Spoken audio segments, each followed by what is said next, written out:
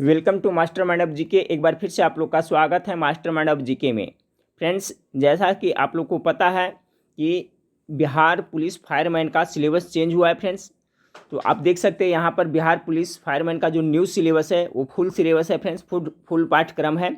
और आप लोग को पता है कि मैं इसी के अनुसार से वीडियो प्रोवाइड करा रहा हूँ। तो मैं कोशिश कर रहा हूँ फ्रेंड्स कि जितने भी टॉपिक दिए हैं सभी टॉपिक को मैं आप लोग को क्लियर करवा दूं। तो देखिए, हिंदी से तो अभी चल रहा है और फिजिक्स से चल रहा है, ठीक फ्रेंड्स। तो हिंदी का मैं करीब करीब आपका 10 टॉपिक क्लियर करा चुका हूँ, ठीक फ्रेंड्स। और हिंदी में जो बचा हुआ है आपका 7 टॉपिक, ये भी जल्द मैं आपको क्लियर करवा दूंगा, ठीक है। आप कंटिन्यू, आपको वीडियो मिलेगा सिलेबस के अनुसार से, बीच बीच में प्रैक्टिस सेट। तो आज के वीडियो में फ्रेंड्स हम लोग साइंस के देखने, देखिए इंग्लिश का भी है, आपका छोटा सा सिलेबस दिया हुआ है, 9 टॉपिक है, इसका भी मैं क्लियर करवा दूंगा, और मैथ है।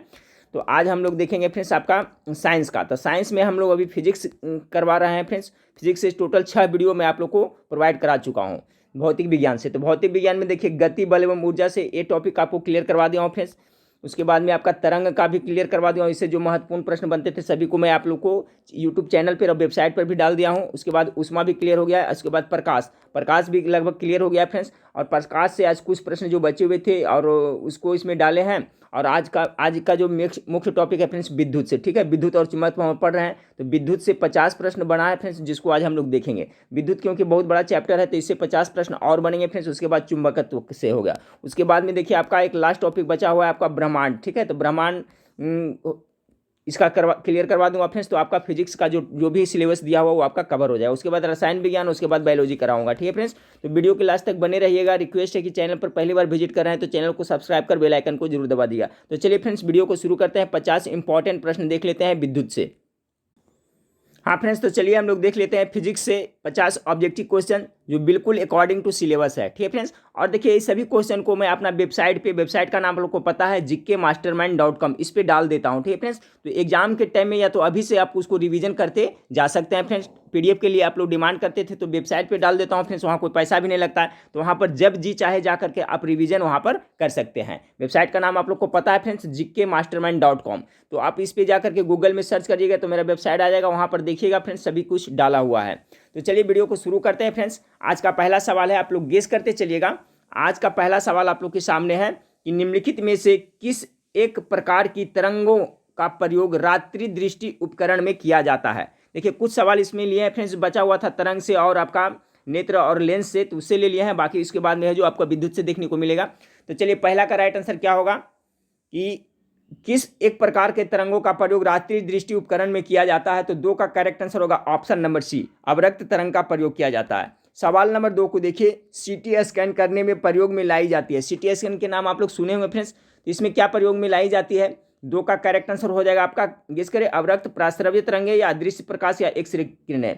राइट आंसर हो जाएगा फ्रेंड्स ऑप्शन नंबर बी, प्राश्रव्य तरंगे का प्रयोग किया जाता है सीटी स्कैन में। 2 का right answer option number B हो गया। सवाल नंबर 3 को देखिए, सवाल नंबर 3 है कि क्रिस्टल की संरचना जानने के लिए निम्न में से किसको प्रयोग में लाया जाता है। क्रिस्टल की संरचना जानने के लिए, तो 3 नंबर सवाल का राइट आंसर क्या होगा फ्रेंड्स, इसका जो करेक्ट आंसर हो जाएगा ऑप्शन नंबर बी, एक्स किरणें का प्रयोग किया जाता है। आप लोग गेस करते चलिएगा, याद रखिए क्रिस्टल की संरचना जानने के लिए एक्स किरणें का प्रयोग किया जाता है।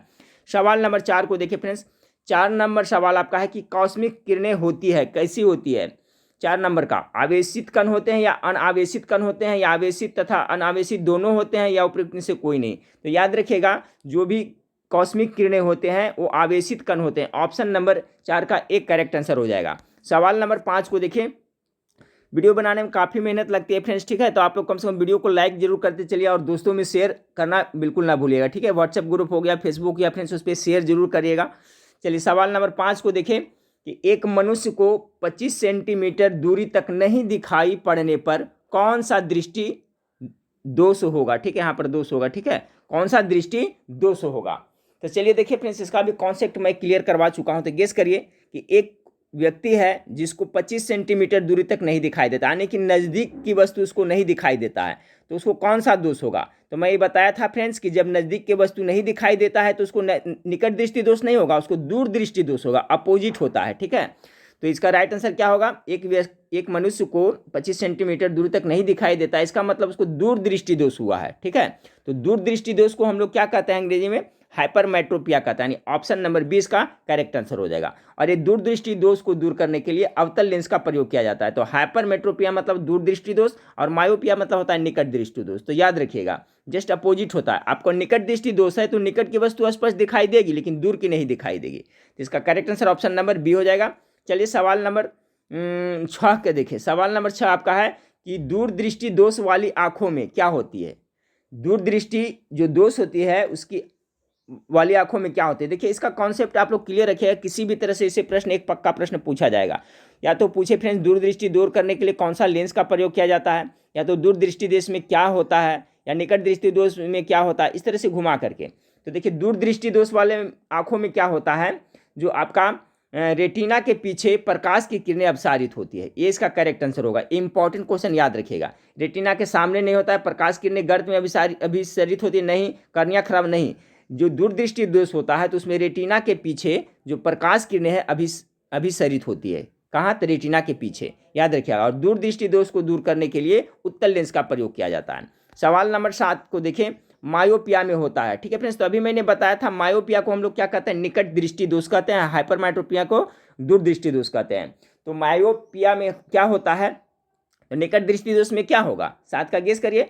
तो इसमें क्या है कि निकट की वस्तु नहीं दिखाई देता, नहीं ये गलत है। मायोपिया निकट दृष्टि में तो निकट की वस्तु दिखाई देता है, दूर की वस्तु नहीं दिखाई देता। ये इसका करेक्ट आंसर हो जाएगा। जब निकट दृष्टि दोष होगा तो निकट की वस्तु दिखाई देगा, दूर की वस्तु नहीं दिखाई देगा। तो ऑप्शन नंबर बी इसका करेक्ट आंसर हो जाएगा। सवाल नंबर 8 को देखिए। 8 नंबर सवाल है, पृथ्वी सूर्य से प्रचुरतम मात्रा में ऊर्जा प्राप्त करती है, किस रूप में करती है। तो 8 का जो करेक्ट आंसर होगा ऑप्शन नंबर बी हो जाएगा, अवरक्त तथा ताप ऊर्जा के रूप में प्राप्त करती है। याद रखिएगा, पृथ्वी सूर्य से प्रचुरतम मात्रा में ऊर्जा जो प्राप्त करते हो अवरक्त तथा ताप ऊर्जा के रूप में प्राप्त करती है। 8 का correct answer option number B हो जाएगा। सवाल नंबर 9 को देखें। सवाल नंबर 9 आपका है कि निम्नलिखित में से किस विद्युत चुंबकीय तरंग की तरंग दैर्घ्य सबसे कम होती है। ये आपका पूछा हुआ एग्जाम है बिहार पुलिस में फ्रेंड्स, याद रखिएगा। तो देखिए अगर पूछा जाए आपको कि किस विद्युत चुंबकीय तरंग की तरंग दैर्घ्य सबसे कम होती है, इसका करेक्ट आंसर हो जाएगा आपका गामा किरणें। ऑप्शन नंबर डी इसका करेक्ट आंसर हो जाएगा। चलिए सवाल नंबर 10 को देखिए। और देखिए फ्रेंड्स यहाँ पर ये पूछा जाता है कि आपका गामा किरणें का खोज किसने किया था। तो ये भी याद रखिएगा, ये जो गामा किरणें है फ्रेंड्स इसका खोज किसने किया था, तो हेनरी बेकुरल ने किया था। ये भी सवाल पूछा जाता है, गामा किरणें का खोज किसने किया था, तो आपका हेनरी बेकुरल ने की थी। 10 नंबर सवाल को देखें कि मृग तृष्णा बनने का कारण क्या है। ये बार बार देखिए सेट में आपको देखने को मिलता होगा। तो मृग तृष्णा जो बनने का कारण होता है वो क्या होता है, पूर्ण आंतरिक प्रवर्तन के कारण होता है। ऑप्शन नंबर ए इसका करेक्ट आंसर होगा 10 का। 11 नंबर सवाल को देखिए। 11 नंबर सवाल आपका है, फोटोग्राफी में उपयोगी हाइपोरासायनिक रूप में क्या है। ये भी अच्छा सवाल है। जो फोटोग्राफी में उपयोगी हाइपोरासायनिक होता है वो क्या होता है, तो 11 का करेक्ट आंसर हो जाएगा सोडियम थायोसाल्फेट, यानी ऑप्शन नंबर ए इसका करेक्ट आंसर हो जाएगा। फोटोग्राफी में उपयोगी हाइपोरासायनिक रूप में क्या होता है, तो सोडियम थायोसाल्फेट होता है। चलिए सवाल नंबर 12 को देखते हैं। सवाल नंबर 12 है, डायनमो परिवर्तित करता है। देखिए इससे एक सवाल पक्का पूछा जाता है कोई भी एग्जाम हो। तो डायनमो का खोज किसने किया था फ्रेंड्स, याद रखिएगा माइकल फैराडे ने डायनमो का खोज किया था, ये भी पूछा जाता है। अब डायनमो क्या करता है, गेस कीजिए। उच्च वोल्ट को निम्न वोल्ट में, विद्युत ऊर्जा को यांत्रिक ऊर्जा में, यांत्रिक ऊर्जा को विद्युत ऊर्जा में, क्या होगा इसका राइट आंसर। तो गेस कर लिए होंगे आप लोग, इसका राइट आंसर होगा ऑप्शन नंबर सी। ये डायनमो है जो क्या करता है, यांत्रिक ऊर्जा को विद्युत ऊर्जा में बदल देता है। ठीक है, चलिए जनरेटर में देखिए डायनमो लगा होता है आपका है।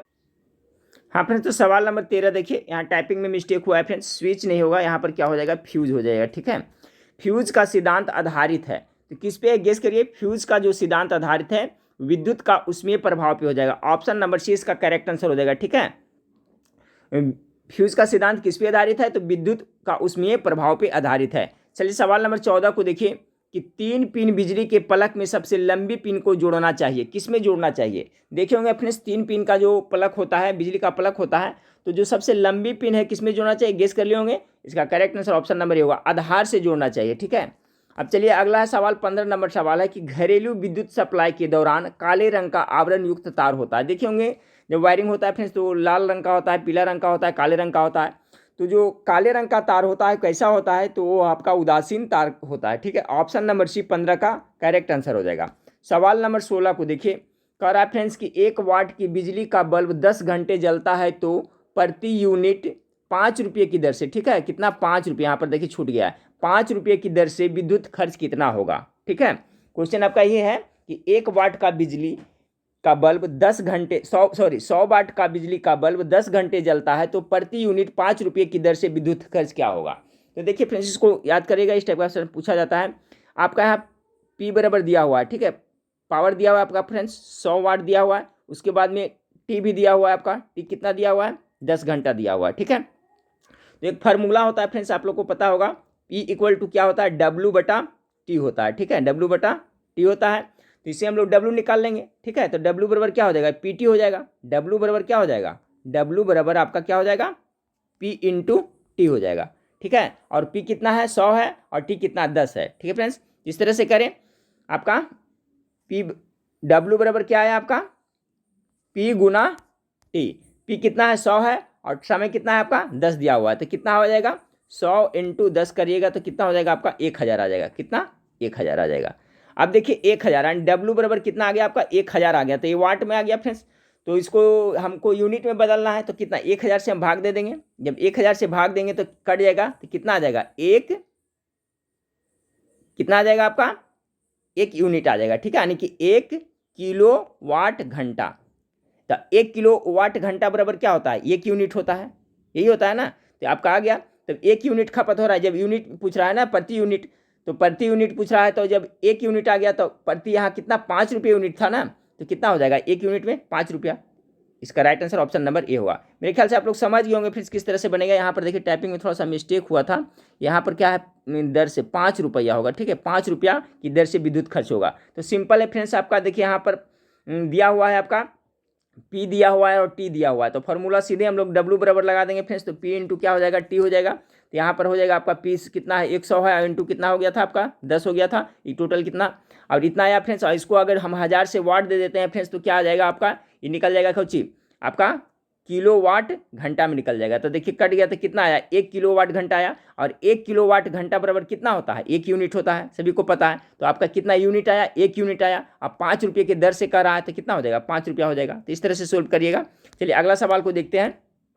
17 नंबर सवाल आपका है कि फ्लोरेंस ट्यूब, जिसको क्या कहते हैं प्रतिदीप्ति बल्ब, कौन सी गैस भरी जाती है। जो फ्लोरेंस ट्यूब होता है उसमें कौन सी गैस भरी जाती है।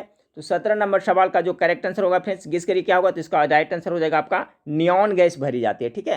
फ्लोरेंस ट्यूब में प्रतिदीप्ति बल्ब में कौन सी गैस भरी जाती है, तो नियॉन गैस उसमें भरी जाती है। चलिए 18 नंबर सवाल को देखिए, फिर देखिए उसी टाइप का सवाल है फ्रेंड्स, 2-3 शामिल किए ताकि आप सीख जाएं।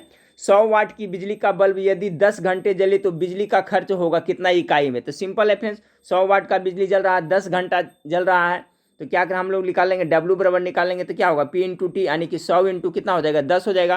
और इकाई का रहा है फ्रेंड्स, तो इकाई के लिए क्या करेंगे 1000 से हम भाग दे देंगे तो कट जाएगा, तो कितना हो जाएगा आपका 1 यूनिट हो जाएगा। तो इसका राइट आंसर 18 का ऑप्शन नंबर बी हो जाएगा, ठीक है। अब 1 यूनिट आया फ्रेंड्स, यही अगर पूछता 10 रुपये के हिसाब से तो 10 रुपया हो जाता, पैसा हम पूछता तो इस तरह से बन जाएगा। तो 18 का correct answer option number B हो जाएगा। चलिए सवाल नंबर 19 को देखिए। चलिए इसमें कॉन्सेप्ट क्लियर होगा फ्रेंड्स कि 100 वाट के एक बल्ब 4 घंटे तक स्विच ऑन रखा जाता है, प्रयुक्त विद्युत ऊर्जा की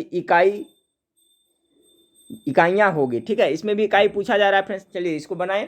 तो देखिए 100 वाट के बल्ब है, ठीक है, यानी आपका P बराबर दिया हुआ है कितना 100 दिया हुआ है, और T बराबर कितना दिया हुआ है 4 दिया हुआ है। तो W बराबर निकाले फ्रेंड्स, तो W बराबर क्या हो जाएगा P इंटू T हो जाएगा, तो इसका भी कितना 100 इंटू यानी 400 हो जाएगा, ठीक है, 400 हो जाएगा। अब इकाई का रहा है, तो इकाई के लिए हम लोग क्या करेंगे 1000 से भाग दे देंगे, ठीक है। 1000 से जब भाग दीजिएगा फ्रेंड्स, तो ये आपका आ जाएगा, उसमें आ जाएगा किलोवाट घंटा में आ जाएगा। तो काट दिए 2 शून्य से 2 शून्य, ये दशमलव यहाँ 10 है, तो यहाँ पर जाएगा तो क्या हो जाएगा 0.4 हो जाएगा, यानी 0.4 इकाई होगा। तो देखिए यहाँ इसका राइट आंसर क्या हो जाएगा ऑप्शन नंबर डी हो जाएगा। तो देखिए इसी तरह से 2-3 था, आप लोग समझ गए होंगे इकाई में कैसे निकाला जाएगा फ्रेंड्स। चलिए अगला सवाल को देखते हैं। 20 नंबर सवाल आपका है कि हैलोजन लैंप का तंतु मिश्र धातु का बना होता है। जो हैलोजन लैंप का तंतु होता है वो किसका बना होता है। 20 नंबर सवाल का जो आपका करेक्ट आंसर हो जाएगा ऑप्शन नंबर सी, टंगस्टन एवं सोडियम का बना होता है। ध्यान रखिएगा, जो हैलोजन लैंप का तंतु होता है वो टंगस्टन एवं सोडियम का बना होता है। चलिए 21 नंबर सवाल को देखिए। 21 नंबर सवाल आपका है बिजली की खपत का बिल किसके मापन पर आधारित होता है। जो बिजली की खपत का बिल होता है वो किसके मापन पर आधारित होता है। तो इसका जो राइट आंसर होगा फ्रेंड्स किस पे होता है, वाटेज पे होता है ना, ऑप्शन नंबर ए इसका राइट आंसर हो जाएगा। ठीक है, वाटेज पे होता है, कितना वाट का खपत हुआ। ठीक है, क्योंकि शक्ति का ऐसा ही मात्रा क्या होता है, वाट होता है। तो 21 का जो करेक्ट आंसर हो जाएगा फ्रेंड्स आपका ऑप्शन नंबर ए होगा, वाटेज। आपका 21 का correct answer option number A हो गया। सवाल नंबर 22 को देखिए। सवाल नंबर 22 आपका है कि यदि 60 वाट का बल्ब प्रति दिन 5 घंटे प्रयोग में लाई जाए तो 30 दिन में कितनी यूनिट बिजली खर्च होगी। देखिए वही मैथ आपका फ्रेंड्स, इसको भी इसी तरह से बना सकते हैं। आपका पी बराबर दिया हुआ है कितना 60 और टी बराबर इतना दिया हुआ है और 30 दिन जलाने के लिए कह रहा है फ्रेंड्स, तो इस तरह से इसको बनाए। पी बराबर कितना हो गया आपका 60 हो गया और टी बराबर कितना 30, 5 घंटा कर रहा है प्रतिदिन और 30 दिन, तो 30 कितना हो जाएगा 150 घंटा हो जाएगा। टी बराबर क्या हो जाएगा 150 घंटा हो जाएगा। इसको यूनिट में कन्वर्ट करना है तो हम लोग फॉर्मूला लगाएंगे फ्रेंड्स क्या, डब्ल्यू बराबर, तो डब्ल्यू बराबर क्या हो जाएगा पी इंटू टी हो जाएगा, यानी 60 इंटू कितना हो जाएगा 60 इंटू 150 हो जाएगा। अब इसको गुना कर 60 इंटू 50 हो गया फ्रेंड्स, इसमें कितना आपको 1000 से भाग दे दीजिएगा तो क्या यूनिट में आ जाएगा। तो कितना का 25 छक्का 15 छक्का 90, ठीक है, यानी कि 9000 आएगा यहाँ पे। अब इसमें क्या करेंगे 9000 में आपको हम लोग 1000 से भागा दे देंगे तो क्या आ जाएगा आपका किलोवाट घंटा में आएगा, यानी एक कट गया तो कितना आया 9 आया। ठीक है, यानी कि 9 किलोवाट घंटा आया। ठीक है, और 1 किलोवाट बराबर क्या होता है 1 यूनिट होता है, तो कितना होगा 9 हो जाएगा, यानी right answer option number 9 unit हो जाएगा। इस तरह से बन जाएगा। 22 का correct answer option number B हो जाएगा। चलिए सवाल नंबर 23 को देखें। 23 नंबर सवाल है ट्रांसफर का उपयोग निम्नलिखित में से किस उद्देश्य से होता है। ठीक है, ट्रांसफर का प्रयोग किसके लिए किया जाता है, गेस करिए। 23 नंबर सवाल का करेक्ट आंसर क्या होगा, तो ऑप्शन नंबर सी, प्रत्यावर्ती धारा विभव को ऊंचाई अथवा अपचाई करने के लिए किया जाता है। ये सवाल बहुत इंपॉर्टेंट है, बार बार पूछा जाता है। ऑप्शन नंबर सी हो जाएगा। वोल्टेज को निम्न करने के लिए, हाई करने के लिए इसका किया जाता है, घटाने बढ़ाने के लिए। तो इसका जो करेक्ट आंसर हो जाएगा ऑप्शन नंबर 23 का सी हो जाएगा। 24 नंबर सवाल को देखिए। 24 नंबर सवाल आपका है कि दो विद्युत आवेशों के बीच लगने वाले बल से संबंधित है। दो विद्युत आवेशों के बीच लगने वाले बल से संबंधित क्या है, किसका नियम है। तो 24 का जो करेक्ट आंसर होगा फ्रेंड्स ऑप्शन नंबर बी, ये कूलॉम का नियम हो जाएगा। दो विद्युत आवेशों के बीच लगने वाले बल संबंधित है, कूलॉम के नियम से संबंधित है।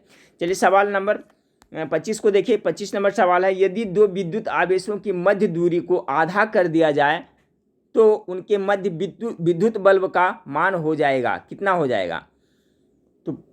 25 नंबर सवाल का जो करेक्ट आंसर हो जाएगा फ्रेंड्स ऑप्शन नंबर सी, चौगुना हो जाएगा। ठीक है, यदि दो विद्युत आवेशों की मध्य दूरी को आधा कर दिया जाए तो उनके मध्य विद्युत बल्ब का मान क्या हो जाएगा, चौगुना हो जाएगा। ठीक है, चलिए सवाल नंबर 26 को देखें। समान आवेशों में होता है, क्या होता है, जब दो समान आवेश रहता है तो विकर्षण होता है। ऑप्शन नंबर सी इसका करेक्ट आंसर हो जाएगा। सवाल नंबर 27 को देखें कि वस्तुओं का आवेशन किसके स्थानांतरण के फलस्वरूप होता है। वस्तुओं का आवेशन किसके स्थानांतरण के फलस्वरूप होता है, सभी को पता होना चाहिए फ्रेंड्स, किसका, इलेक्ट्रॉन होगा ना। ऑप्शन नंबर ए इसका करेक्ट आंसर हो जाएगा। चलिए सवाल नंबर 28 को देखिए। आदर्श वोल्टमीटर की प्रतिरोधता कितनी होती है। एक आदर्श वोल्टमीटर है उसकी प्रतिरोधता कितनी होती है 28 का, इसका असीमित होता है। ठीक है, ऑप्शन नंबर सी इसका करेक्ट आंसर होगा। 29 नंबर सवाल को देखिए कि आपस में जुड़ी दो आवेशित वस्तुओं के बीच विद्युत धारा नहीं प्रभावित होती है, यदि वो हो किस पर हो, तो समान किस पे होगा, आवेश पर, समान धारिता पर, समान प्रतिरोधता पर या समान विभव पर। 29 का करेक्ट आंसर डी होगा, समान विभव पर। आपस में जुड़ी दो आवेशित वस्तुओं के बीच विद्युत धारा नहीं प्रभावित होती है यदि वो समान विभव पर हो। 30 नंबर सवाल को देखिए। घरों में लगे पंखे बल्ब आदि लगे होते हैं, कौन सा श्रेणी में। ये तो बहुत बार एग्जाम में रिपीट हुआ है, VVI क्वेश्चन है। चलिए गेस करिए इसका राइट आंसर क्या होगा।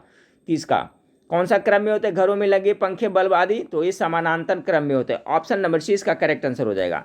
31 नंबर सवाल देखिए। ओम का नियम क्या परिभाषित करता है। ओम का नियम है जो क्या परिभाषित करता है। 31 नंबर सवाल का करेक्ट आंसर होगा फ्रेंड्स ऑप्शन नंबर डी, धारा और वोल्टता दोनों को परिभाषित करता है। याद रखिएगा, ओम का नियम है जो धारा और वोल्टता दोनों को परिभाषित करता है।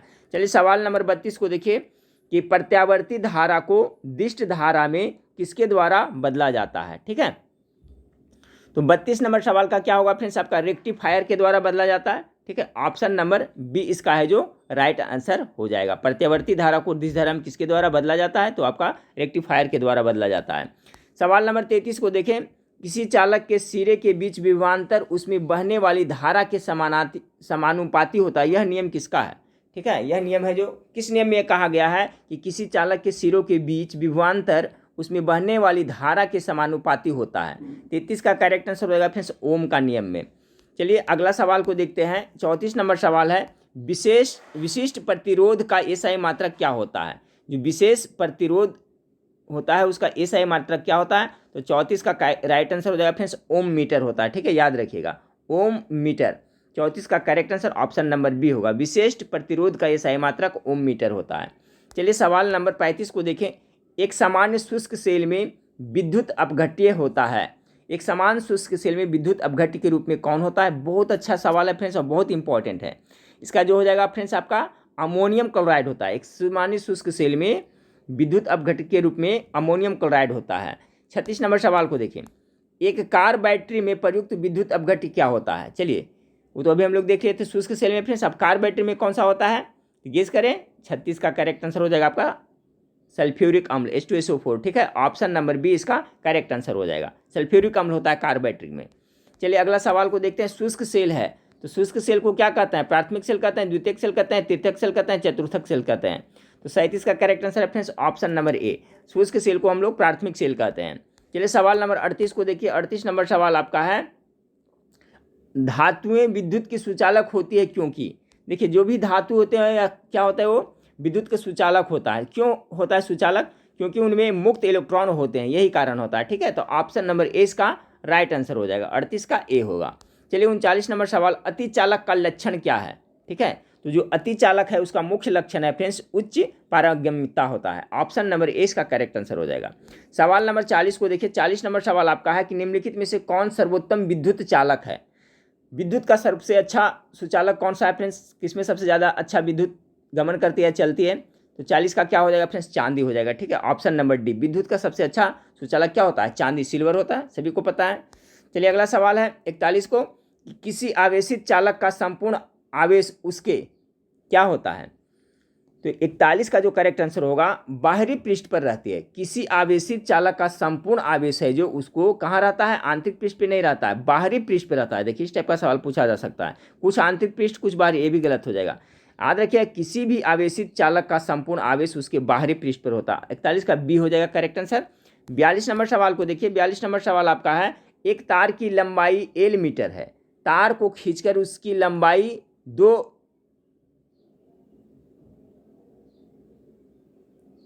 एक तार की लंबाई क्या है, एल मीटर है। तार को खींचकर उसकी लंबाई कितना 2 मीटर कर दी जाती है। ठीक है, 12 कर दी जाती है, तब तार का प्रतिरोध क्या होगा। तो 42 का करेक्ट आंसर है पहले का क्या हो जाएगा, दुगुना हो जाएगा। चलिए 43 नंबर सवाल को देखिए कि जब कांच की छड़ की रेशम से रगड़ा जाए तो छड़ पर कौन सा आवेश आएगा। ये इंपॉर्टेंट है कि जब कांच की छड़ की रेशम से रगड़ा जाए। ठीक है, को यहाँ पर होगा फ्रेंड्स, जब कांच की छड़ को रेशम से रगड़ा जाता है तो छड़ पे कौन सा आवेश आएगा। 43 का आ जाएगा धनावेश। ठीक है, याद रखिएगा जब कांच के छड़ पर रेशम रगड़िएगा तो उस पर जो आवेश आएगा वो धनावेशित होगा। ठीक है, ऑप्शन नंबर बी 43 का करेक्ट आंसर हो जाएगा। चलिए सवाल नंबर 44 को देखिए। निम्न में से कौन विभवांतर के समानुपाती होता है। ठीक है, विभवांतर के समानुपाती कौन होता है, तो 44 का correct answer option number D, धारा है जो आपका विभवांतर के समानुपाती होता है। 45 नंबर सवाल को देखिए फ्रेंड्स कि निम्नलिखित में से कौन सा घटक एक चालक के प्रतिरोध को प्रभावित नहीं करता है। इसमें से कौन सा नहीं करता है, लंबाई करता है, दबाव करता है, या अनुप्रस्थ काट का क्षेत्रफल या पदार्थ। तो कौन नहीं करता है, तो आपका लंबाई तो करता है, दबाव नहीं करता। ऑप्शन नंबर 20 का राइट आंसर होगा। ठीक है, कौन सा घटक चालक के प्रतिरोध को प्रभावित नहीं करता है, तो दबाव नहीं करता, बाकी लंबाई करता है, ये भी करता है, पदार्थ भी करता है। चलिए 46 नंबर सवाल को देखिए कि बिजली का मोटर रूपांतरित करती है। ठीक है, तभी हम लोग ने देखा था एक फ्रेंड्स डायनमो। तो डायनमो क्या करता था, यांत्रिक ऊर्जा को विद्युत ऊर्जा में, उसका अपोजिट ये करता है, ये विद्युत ऊर्जा को आंतरिक ऊर्जा में करता है, यानी कि ऑप्शन नंबर सी इसका करेक्ट आंसर हो जाएगा। 47 नंबर सवाल को देखिए। स्ट्रीट लाइट, स्ट्रीट मतलब क्या होता है, गली। तो देखिए स्ट्रीट लाइट जो गलियों में बल्ब लगे होते हैं वो जोड़ा होता है कौन सा क्रम में फ्रेंड्स। तो ये भी जो इसमें आपका गेस करें स्ट्रीट लाइट है जो कौन सा क्रम में जोड़ा होता है, तो ये भी समानांतर क्रम में जोड़ा होता है। ठीक है, यानी ऑप्शन नंबर ए 47 का करेक्ट आंसर होगा। 48 नंबर सवाल को देखें। बैटरी की क्षमता किसमें व्यक्त की जाती है। चलिए बैटरी का क्षमता किसमें व्यक्त की जाती है। कॉमन सेंस का फ्रेंड्स हम लोग बाजार जाते हैं तो क्या कहते हैं कितना एम्पियर का बैटरी है, ठीक है। तो एम्पियर घंटा में किया जाता है, याद रखिएगा। ऑप्शन नंबर ए 48 का करेक्ट आंसर हो जाएगा। 49 नंबर सवाल को देखिए, याद रखिए बैटरी की क्षमता एम्पियर घंटा में व्यक्त की जाती है। 49 नंबर सवाल है, 1 वोल्ट कितने के बराबर होता है, 1 वोल्ट इक्वल टू कितना होता है, ये भी सवाल एग्जाम में पूछा हुआ है। 49 का करेक्ट आंसर होगा फ्रेंड्स 1 वोल्ट बराबर 1 जूल प्रति कूलाम होता है। ऑप्शन नंबर बी इसका करेक्ट आंसर होगा। इस वीडियो को लास्ट सवाल को देखिए फ्रेंड्स, किलोवाट घंटा किसकी इकाई है, किलोवाट घंटा किसकी इकाई है। 50 नंबर सवाल का करेक्ट आंसर होगा फ्रेंड्स विद्युत ऊर्जा की इकाई है किलोवाट घंटा, ठीक है। और 1 किलोवाट घंटा बराबर क्या होता है, 1 यूनिट होता है, ठीक है फ्रेंड्स। तो ये 50 प्रश्न था फ्रेंड्स आपका बिल्कुल सिलेबस के अनुसार, और कोशिश करूंगा फ्रेंड्स कि जल्द ही आप लोग का ये सिलेबस है जो कवर करा दूं, और बीच बीच में मैं आप लोग को प्रैक्टिस सेट भी करवा रहा हूं, ठीक है फ्रेंड्स। और फ्रेंड्स आप लोग को मैं बताया था कि ये सभी जितना भी अभी ये 7वां वीडियो था फिजिक्स का, और सभी को अपने वेबसाइट पर डाल दे रहा हूँ फ्रेंड्स। तो वेबसाइट पर जाकर के आप लोग आराम से पढ़ाई करिए। जीके मास्टरमाइंड आप सर्च करें गूगल में, यहाँ पर आपका लाइव मॉक टेस्ट जो लाइव क्लास लेता था उसका कितना 30, यानी कि आपका 25 एक में 50 है फ्रेंड्स, ठीक है। तो कितना नहीं 1500 क्वेश्चन तो वहाँ पर आपको दिया हुआ है फ्रेंड्स, ठीक है। आपको 1500 क्वेश्चन वहाँ पर जाकर के आराम से देख सकते हैं। टोटल 30 मॉक प्रैक्टिस टेस्ट है जो लाइव वाला चलाता था, उसको सब मैं वेबसाइट पे डाल दिया हूँ, ठीक है। तो एक में आपका कितना है 50 है फ्रेंड्स, गुना कर ले 5 या 1500 ऑब्जेक्टिव क्वेश्चन वहाँ पर जाकर के आप आराम से देख सकते हैं, ठीक है फ्रेंड्स। तो नेक्स्ट वीडियो में फिर मिलते हैं, देखने के लिए थैंक यू, धन्यवाद।